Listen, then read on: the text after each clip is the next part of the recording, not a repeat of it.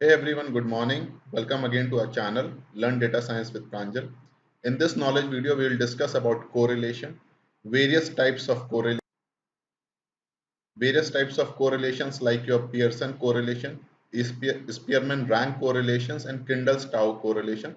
And at the end, I will also tell you in which scenario we are supposed to use which correlations and what are the advantages and disadvantages if we are finding the correlation using various methodologies. So I have already created one Excel sheet for our this example, and using that we will try to understand where how to use different types of correlations. So this is the Excel sheet where I have created the example. So in this example, I have taken two assets. So asset A and asset B. So you can think of asset A as a stock or asset B also as a stock or any other thing. You can consider some economic portfolio or whatever. And these are the years from 2015 to let's say 2020. So 2020 year is still going on, but let's assume that if your 2020 is over. So in 2015, the asset A was 95. You can assume any unit, whether it's Indian rupees or USD or whatever. So asset A was 95 in 2016, it was 115. In 2017, similarly 110, so on and so forth. Similarly, your asset B. So asset B was 190 in year 2015, and then in 2016 it was 220, so on and so forth. So now this, the portion which I'm marking in green, is your just input data. The portion which I'm marking in green is my input data. So this data is given to me. Now I want to find the correlations. So let's say I want to find the Spearman rank correlation. If I want to find the Spearman rank correlation, so rank correlation is basically on your ordinal data, which is your order data or the rank data. So what I have done is, first of all, I have found the return. What was the return on asset A? So when I'm finding the return on asset A, I'm not using anything from asset B. So return on asset A would be, so for 2015, I cannot find the return. Only from 2016, I can find the return. So return for 2016 would be 115 minus 95 divided by 95. So I've applied the same formula over here. So if I can show you, I have applied the same formula. So can you see I have applied the same formula. So C3 minus C2 upon 100 by this thing. So similarly for return for 2017 would be based upon 2016 and 17. So what I will say is 110 minus 115 divided by 115. So since the price decreased from 2016 to 2017, so the return is negative return. Similarly for year 2018, the return would be 185 minus 110 divided by 110. So I am finding the annual return of asset A, and similarly I will find the annual return of asset B. So for 2015 I cannot find the return for an asset B.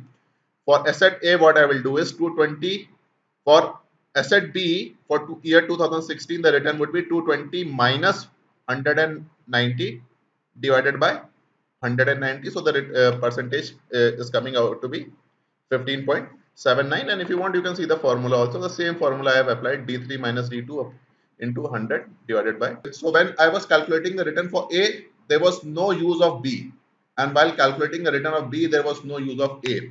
But if I want to calculate the Spearman rank correlation, then I have to order them, and then the ranking and the orders will now come into the picture. So now what I have done is, so rank the return is, or basically what I have done is I have sorted the returns of A. So returns of A were this much. Now what I have done is I have arranged them in a particular order, or I have arranged them in the ascending order. So minus 15.14 was the least return. So I have taken as minus 15.14, then point, then your minus 4.35, then 21.05. So basically I have arranged the returns of A in your ascending order. But while arranging the return of B, I need to keep one thing in mind. So if I see closely, if I see the returns of B, I cannot say whether it's in ascending order or it's in a descending order. So the one question which people might be thinking is why 16.05 is on the top. So this 16.05 was mapped to your, if we see the column E and F, if we see the column E and F, then can we see that this 15.14 was mapped to your 16.05? So I have arranged the A. So for 15.14, I have written the 16.05.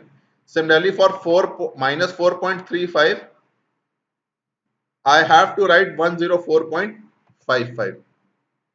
For 21.05, if I check, so if I compare the column E and F, then for column between column E and F, 21.05 was corresponding to your 15.79.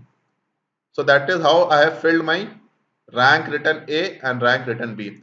So you arrange one of them in ascending or descending order, and then you are forced to arrange the another asset based upon that.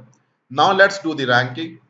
So ranking, what I've done is I've taken 5 as the highest and 1 as the smallest, because here there are only 5 values are there. So I have said rank of A would be 1, 2, 3, 4, 5. Why I have taken why 5 over here? Because 71.97 is the highest return. So for 71.97 I have marked 5. For 68.18 I have marked 4. For 21.05 I have marked 3. Right. So basically using this color, let's put the color code over here. So using this blue column, I have filled this blue column, and using this red column, let me put some another color. Using this red column, I am filling this column. I am filling this column. So why 4 over here? Because the highest rating I am giving to the highest return. The 5, the highest rank I am giving to the highest return. So 104 was maximum return for category B. So I have assigned the 5 over here. Then 16, 4. Then for 15 I have marked 3, because if I compare, then 15 is the third most highest return, and your least return is 21 minus 21.49. So I've given 1. Then what I've done is I have found the difference. So difference between your rank A and rank B. So the formula I've used is J3 minus, or you can say I3 minus J3 or J3 minus I3, whatever, because anyway we are going to take the square. So I have found the difference. So difference between 1 and 4, 2 and 5, 3 and 3, 4 and 2, 5 and 1. And then I have found the square difference. I have done the square. So square of 3 is 9, 9. And at the end, I have got the sum squared difference, which is your. So now if I use the formula Spearman rank correlation, then the formula is 1 minus 6 upon n into n square minus 1. Summation I is equal to 1 to n di square, where your n over here would be, here your n would be equal to 5, because I have 5 returns. So n would be equal to 5 ranks I have taken, so n would be equal to 5. And so if I apply this formula, Spearman rank correlation comes out to be around minus 0.9. Minus 0.9. Let's see how to find this thing in a Python. Okay. So to find the Spearman rank correlation in Python, what I've done is I've done a necessary import from scipy.stats, import your Spearman. So this is a function I'm importing. Then I've created two lists, list 1 and list 2. So if you see in this list 1 and list 2, the values which I've passed are same. Values which I've passed are the values minus 15.144.35, the same values which I have passed in list 1 and 2. So basically I passed the values of column G and H. So I passed the values of column and G and H. And now when I use this formula, then I get the Spearman rank correlation as minus 0.8999999 something, which is equivalent to minus 0.9, the same thing which I got it from the applying the formula. And your p value, so basically it's also giving the statistical value. What is your probability value? So which is less than your 0.05. It means whatever it has done the calculation, it is, I am quite okay with that calculation, right? So this is how we find our Spearman rank correlation. Now let's discuss another correlation, which is also known as another correlation, that is your Kendall's tau, and it works on the principle of your concordance or discordance. So before explaining or putting the formula of Kendall's tau, let's try to understand what is concordance and what is discordant. And another thing to keep in mind for Kendall's tau is that it's a non-parametric test. So basically I'm not making any assumptions regarding our sampling or the thing. So in parametric testing, we make some assumptions, right? But here we are not making any assumptions. So it's not a very good methodology, Kendall Stowe. But let's first try to understand what is concordance and what is. Let's say I'm writing two pairs, for example, 7, 5, and another pair I'm saying is, let's say I can take some pair 4, 3. So this pair, this 7, 5 and 4, 3 are basically your concordant. Concordant. Why? Because the definition of concordance is that if your xi is less than xj, so xi is less than xj or xi is greater than yj. So here 7 is more than 4 and 5 is more than 3. So this pair is concordant. So xi is more than your xj and similarly yi is more than your yj. So it's a concordant. And another thing can be, if I say something like this, so let's take another pair of the numbers, same thing, and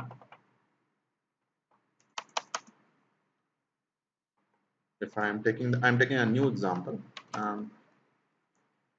so this is your 8, 11.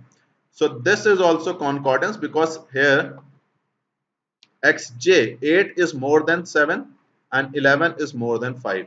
So this is again your concordant. This is again your concordant pair. But let's take another example, 7, 5, and I say 8, let's say 4. So this pair seems to be discordant. This pair is discordant. Why? Because xj is more than your xi. So 8 is more than 7, but yj is less than yi. So 4 is less than 5. So this pair is your discordant. So your in concordant and discordant on this concept, my Kendall Stowe would be calculated. And there may be a scenario when the pair is neither concordant nor discordant. For example, if I take this pair, so for example 1, 1 and I have 2, 2. So this pair is neither concordant nor discordant. So keep this thing in mind and let's revisit our previous example. So we will try to find out our concordant and discordant pairs and then we'll apply the formula and try to find out a Kindle Stowe, and once we have found it manually, we will find it out back again in our Python notebook. So in this example, if I want to find the Kindle Stowe correlation, then let's first form the pair. So the pair here, there are 5 pairs basically. Originally there are 5 pairs. So one pair is your, let's write the pair. Your first pair is your 1, 4. Why 1, 4? Because if I check the column I and j, then can I say this 1 and 4 are forming a pair? Then your another pair is 2, 5. Then your third pair is 3, 3. Then your fourth pair is 4, 2. 4, 2. And then your another pair is 5, 1. 5, 1. Let's take one pair at a time. So 1, 4. Let's find how many concordant pairs are there. So for 1, 4, only concordant pair which I can see is 2, 5. Why? Because this 3, 3 is not concordant with 1, 4. 4, 2 is again not concordant with 1, 4. So only concordant pair with 1, 4 is 2, 5. So let's write the concordant pairs. Concordant pairs. So our concordant pairs are. Let's take another pair. So we have already taken 1, 4. Let's take another pair 2, 5. So for 2, 5 we have already done the mapping with your 1, 4. For 3, 3 I cannot find any other concordant pair. So if I compare 3, 3 with 4, 2, 5, 1 or 1, 4, I cannot find any other concordant pair. For 4, 2 again I cannot find any concordant pair. And for 5, 1 again I cannot find any concordant pair because xi greater than xj and yi greater than yj or xi less than xj and yi less than yj, I cannot find any other pair. So basically there is only one concordant pair among all the combinations possible. Let's find the discordant pairs. So I can see number of discordant pairs. So for 1 comma 4, pair number 1 comma 4, the discordant pair is 3 comma. So the rule of xi greater than xj and yi greater than yj is breaking. Similarly, there are many more discordant pairs over here. So to save the time, I have already written down all the discordant pairs. So these would be my discordant pair 1 comma 4 and 3 comma 3 is one discordant pair. So 1 comma 4, 4 comma 2. So these are the discordant pairs. Okay. So the number of concordant pair is 1 and number of discordant pairs are 9. And now let's apply the. So this is the formula of finding the Kendall's tau. So I've written the formula 2 into Nc minus Nd upon N into N minus 1. So where Nc stands for number of concordant pairs, Nd stands for number of discordant pairs. So number of concordant pair was 1, number of discordant pair was 9. So from this formula itself, I can see that correlation is gonna come out to be negative because 1 minus 9 would be negative, and N is the number of entries we have. So number of entries we had were 5 entries. So we had 5 entries, right? So we have taken it 5. So N into N minus 5. Now let's apply the same thing. So when I put this formula, so I'll get answer as, so I'll get 2 into 1 minus 9. So that is your minus 8. 2 into minus 8 upon 5 minus 4. So 5 into 4. So this comes out to be minus 0.8. So the correlation comes out to be minus 0.8. Right. Now let's apply and see how to find it out in Python. So I've already done a necessary import. I have imported from scipy.stats. I have imported Kendall's tau, and this list 1 and list 2 I have already created. So let's run it. And I get the correlation as minus 0.77999999, which is nothing but your minus 0.8. The same thing which we have done in our calculation, and the p value is also less than is close to 0.05. So decision making is little tough, but since it's a non-parametric test, we can ignore this p value as of now. So actually the p value should have been less than your 0.05, but here it seems to be little bit more than 0.05. Why? Because maybe our number of entries are very less. Okay. And similarly, if I want to find a if I want to find a Pearson correlation,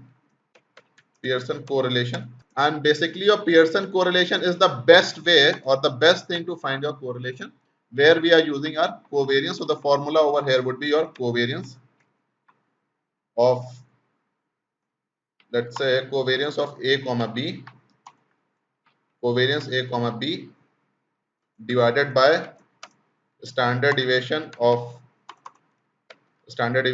A into standard deviation of B, right? So if I want to find the Pearson correlation. So Pearson correlation should be found when I have a numeric and continuous data. I am not ordering my data. It's not ranked data. It's a ordered. It's not a ranked or ordered data, but numeric and continuous data. Right. So basically, when we have built a correlation matrix in a previous video, so we have already discussed the Pearson correlation. So a normal correlation is a Pearson correlation, and if I want to find the Pearson correlation, so what I am doing is I am creating one data frame, and list 1, list 2, we already know what list 1, list 2 is, and let's find the correlation. So I get my correlation as minus point. Now let's quickly discuss in which scenario we should be using which type of correlation, and what could be the advantages and disadvantages of the various things. So if my data is numeric and continuous, then I should be using my Pearson correlation. For example, let's say your height and weight. So in that scenario, I should be using my Pearson correlation, because height can take any number and weight can also take any number. Or let's say you are measuring the profit of the organization, profit versus sales, then again I should be using my Pearson correlation. For using a Kendall's tau and Spearman rank correlation, we have already seen that we have to rank our returns, or we have to rank our elements, rearrange my rows. So which implies is that, for example, I cannot change this 115 to somewhere else. So this 115 has to come after 95, because 115 is the return you got in year 2016. So I cannot replace the values, or I cannot shuffle the records. But in Pearson correlation, even if I shuffle the records, so but the record which was on the top, now it is on the bottom, your correlation will still remain the same. The problem with your Spearman rank correlation is that the Spearman rank correlation doesn't takes your actual values into the consideration. It doesn't take your actual values into the consideration. It only takes into the consideration your ranks. So for example, instead of this 470, even if this, instead of this 470, if it was 4000 also, then also your Spearman rank correlation would have been same, because the rank of this 470 would have still remained the same. So even when your values are changing, your rank may not change, and since your rank is not changing, your correlation may still remain the same. So that is one disadvantage if you are using your Spearman rank correlation. And now let's come to our Kendall Stowe. We don't use Kendall Stowe much because we are using our concordance. So the big problem you may face is that sometimes you may have a huge number of pairs which are neither concordant nor discordant. So for example, your 1 comma 1, which is mapped to, let's say, 3 comma 3, or 2 comma 2 mapped to your, let's say, 5 comma 5. So in those scenarios, you are losing the huge amount of data, huge amount of pairing is being lost. So again, that type of scenarios are very problematic when I'm finding my Kendall-Stowe correlation. So the best thing is, if you have a numeric and continuous data, go ahead with your Spearman with your Pearson correlation. And if you think that ordering does matters, then probably go for your Spearman rank correlation, and the Kendall-Stowe should be used at the last. It's not a very good evaluation matrix because it's a non-parametric test. You are not assuming to be, you are not having some assumptions of the parametric testing which we have. So the values which you found in Kendall-Stowe cannot be extrapolated on the larger samples sometimes. So that's, so this brings us to the end of this knowledge video. I hope you enjoyed the video and it has given you the clear understanding what correlation is and in which scenario which correlation to be used. So thank you everyone for watching the video. Hope to see you soon in my next video. Till that time, happy learning.